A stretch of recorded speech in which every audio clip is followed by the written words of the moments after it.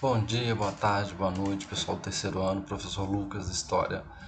Vamos dar início ao segundo bimestre. Seguinte, antes de falar especificamente do conteúdo, tem algumas informações importantes para vocês, né, que vocês já viram que a escola está implementando a partir desse segundo bimestre. Vamos olhar, né, o que o PET traz de conteúdo e depois eu vou falar quais são essas informações que vocês têm que se atentar para esse segundo bimestre.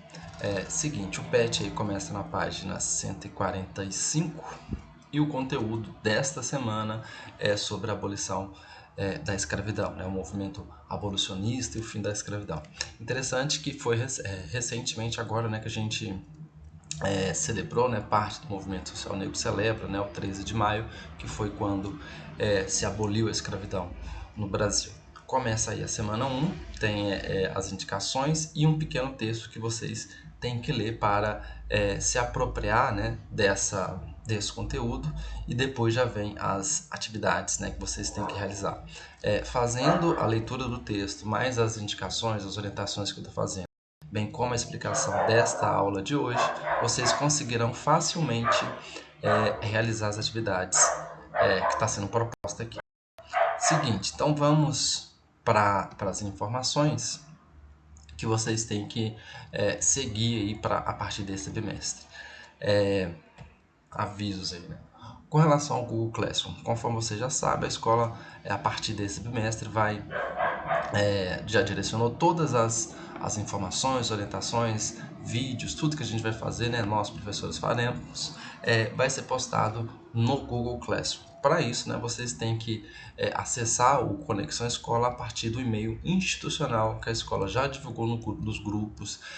E caso você ainda não saiba, né, qual o seu e-mail institucional e como você deve acessar ele, você pode entrar em contato com a direção da escola ou com a coordenação. Seguinte, uma coisa especificamente de história que eu estou informando para vocês a partir de agora é que as atividades de cada semana elas serão postadas no Google Classroom, né, no Google Sala de Aula, e vocês terão até 2 semanas, né, para vocês realizarem as atividades no próprio ambiente do Google Sala de Aula. Então, fiquem espertos, se atentem para que vocês não percam os prazos, né, porque não será mais assim. Eu não vou esperar o bimestre inteiro acabar para receber as atividades. Como o próprio PET está organizado por semana, vai ser postado ao longo das semanas, né, ao longo do bimestre, as atividades que vocês terão que realizar nos prazos, né, que está sendo estipulado pelo próprio PET. Então vamos lá então para a semana 1 do PET 2, né, cujo tema é o movimento abolicionista, né, o fim da escravidão no Brasil, né, a abolição da escravidão em 13 de maio de 1888. Para a gente entender como que se dá o processo, né, de fim da escravidão no Brasil, a gente tem que remeter praticamente 50 anos atrás. No contexto do Segundo Reinado, o Brasil, né, se torna um país independente em 1822, né, e a gente tem o primeiro reinado, né, que vai de 1822 até 1831, de 1831 até 1941 a gente tem o período regencial, e de 41 até 1889 é o segundo reinado. Só que lá na década de 1870, aproximadamente, o segundo reinado já vinha dando sinais de crise, né? já vinha dando sinais de que a monarquia e a forma como a política econômica no país vinha sendo implementada não daria certo, né? Já eram sinais da crise política e econômica do país. Seguinte, em 1845 tem a lei Bill-Arbery, que é uma lei inglesa, né, que vai, de certa forma, estabelecer algumas restrições e retaliações a países que mantivessem a escravidão. O Brasil sempre teve uma relação muito próxima com os ingleses e ele não vai querer sofrer, não quis sofrer esse tipo de retaliação, esse tipo de repúdio econômico. Então, para isso, ele fez a lei Eusébio de Queiroz em 1850. Essas leis, Bill-Arbery, Eusébio de Queiroz, Lei de Terras, Lei do Ventre Livre, Lei dos Sexagenários, depois a Lei Áurea, né, são elas que a gente tem que entender para saber, né, o processo de como que se deu efetivamente o fim da escravidão no Brasil. Eu vou falar no vídeo aqui, né, vocês perceberão, né, cada uma dessas leis, né, o que de fato elas definiam e o que na prática elas significaram. Então acompanhe aí. Primeiro, aliás, só falar a importante, né, a gente saber as datas, né, pelo menos nesse momento, né, em que a gente está falando de todas as leis, vocês saberem as datas para a gente ver o processo cronológico. A Lei Eusébio de Queiroz, 1850, a Lei de Terras, 1850 também, a Lei do Ventre Livre, 1871, e também a Lei dos Sexagenários. Seguinte, deixa eu voltar aqui. Lei Eusébio de Queiroz. A Lei Eusébio de Queiroz, né, na esteira, né, da lei Bill-Arbiter, né, que é uma lei inglesa, ela vai estabelecer o fim do tráfico de escravizados no Brasil.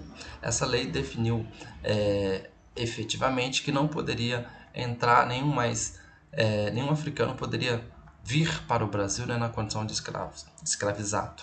Essa lei, apesar dela ser importante, ela não acabou, né, ela não pôs fim à escravidão.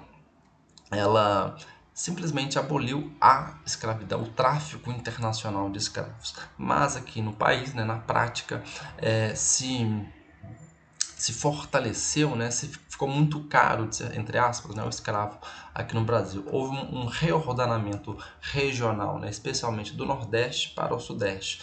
A escravidão continuava existindo, só que os escravizados eles não eram advindos, né, da África, né? Eles eram, de certa forma, entre aspas, né, produzidos, né, e comercializados internamente.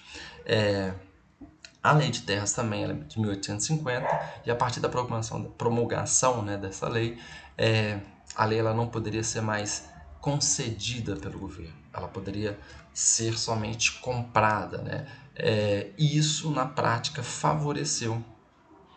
fez com que houvesse uma concentração de terras nas mãos de poucas pessoas, né? Por quê? Porque dificultou as pessoas pobres, os ex-escravizados, as pessoas comuns, né, a terem acesso à terra no nosso país. Isso é uma situação que está posta até hoje, né? A gente tem uma grande parte da população que não tem acesso à terra, né? Que não tem acesso à propriedade da terra, né? Não tem casa, não tem terra para produzir alimentos, entre outros fatores. Muito em função dessa lei de terras que foi feita lá em 1850. Lei do ventre livre. A lei do ventre livre estabeleceu, né, que os filhos dos escravizados nasceriam livres. Só que na prática isso não deu certo. Por quê? Porque os nascidos livres, um bebê recém-nascido precisa dos cuidados, né, do acompanhamento da mãe. E a mãe ainda estava escravizada.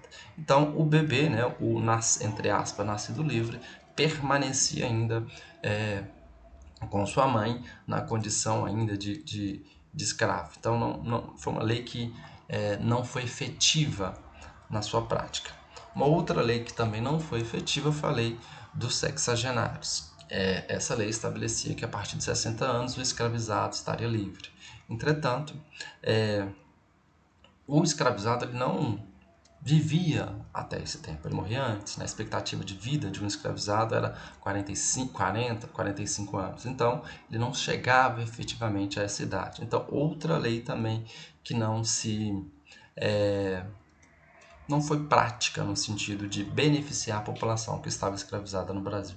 E a última lei, a Lei Áurea, 13 de maio de 1888, que vai estabelecer, né, efetivamente o fim da escravidão. Mas na prática também ela não significou uma libertação, uma emancipação dos escravizados, porque ela não estabeleceu nenhum tipo de reparação, nenhum tipo de inclusão do ex-escravo na economia, na sociedade brasileira.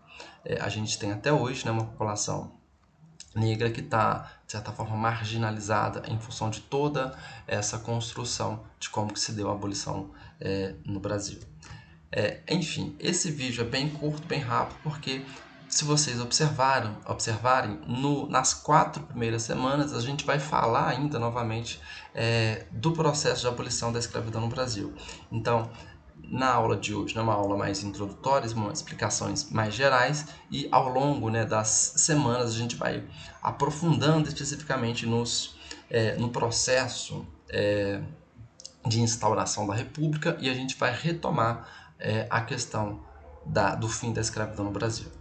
Enfim, qualquer dúvida, estou à disposição através do Google Sala de Aula, vocês podem me perguntar. Sugiro, né, que vocês me perguntem no próprio ambiente do Google Sala de Aula, né, para eu ver que vocês estão acompanhando as aulas. Vou falar novamente, a gente vai utilizar esse ambiente, então vocês têm que se apropriar, né, passar a utilizar o e-mail institucional de vocês, que a escola já divulgou, já deu informação mais de uma vez de como vocês fazem, né, para acessar o e-mail institucional, para vocês terem acesso à Conexão Escola. Enfim, abraços e até mais.